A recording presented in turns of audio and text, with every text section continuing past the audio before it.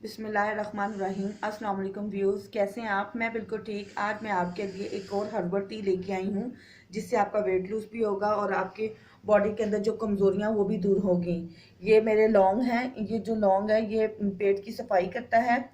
और ये अजवाइन है। अजवाइन हाजमेदार है। कलवंजी वेट लूज करता है और इसके साथ साथ हमारे पेट के सारे अमराज दूर करता है। दालचीनी है। दालचीनी भी वेट लूज करता है और पेट के अंदर जो बनने वाली गैस है उसको ख़त्म करता है। ये इस्तखदूस है। ये दिमागी कमज़ोरी के लिए सबसे अच्छी चीज़ है। ये वेट लूज के साथ साथ आपके दिमाग में जो कमज़ोरी पैदा होती है उसको भी दूर करता है। ये पुदीना है। पुदीना मैदे के अमराज के लिए ठीक है और इसके अलावा सांस लेने में और खाना हजम करने में भी ठीक है। इसके अलावा मैं 2 गिलास मैंने पानी दिया, उसको मैंने उबलने के लिए रख दिया है। 2 गिलास पानी में ये सारी चीज़ें डालूंगी और आपको बताऊंगी कितनी कितनी क्वांटिटी इसके अंदर डालनी है। ये 2 गिलास पानी मैंने दिया, ये बनने के बाद 2 कप पानी रह जाएगा।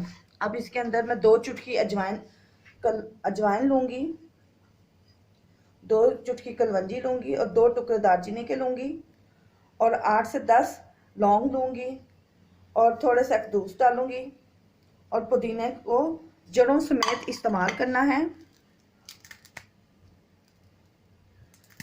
पत्ते और इसकी टहनियाँ समेत लेनी है। अब इसको ये कावा बनेगा। पहले इसको अच्छे तरीके से उबाले आएंगे, उसके बाद दरमियानी आंच पे रख देंगे और ये 5 मिनट में तैयार हो जाएगा।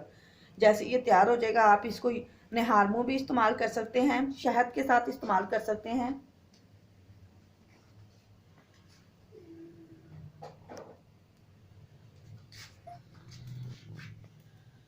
और रात को सोने से 1 घंटा पहले आप इसको शहद के अंदर मिक्स करके इस्तेमाल कर सकते हैं।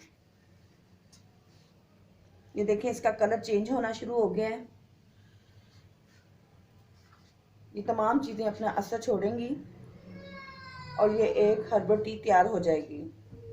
जिन्होंने अभी तक मेरा चैनल सब्सक्राइब नहीं किया वो सबसे पहले मेरे चैनल को सब्सक्राइब करें, लाइक करें, शेयर करें और ट्राई किया करें। ट्राई करके ताकि मुझे कमेंट्स दिया करें ताकि मुझे पता हो ताकि आने वाली नई वीडियो में मैं आपको और अच्छी चीज़ें बता सकूं और अच्छी हर्बल टी बता सकूं।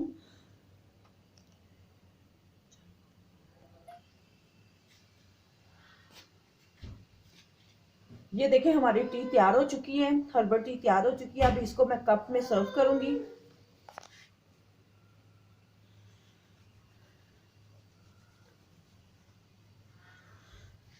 इसको आप निहार मुँह भी इस्तेमाल कर सकते हैं और खाने के बाद भी इस्तेमाल कर सकते हैं। ओके, अल्लाह हाफिज़।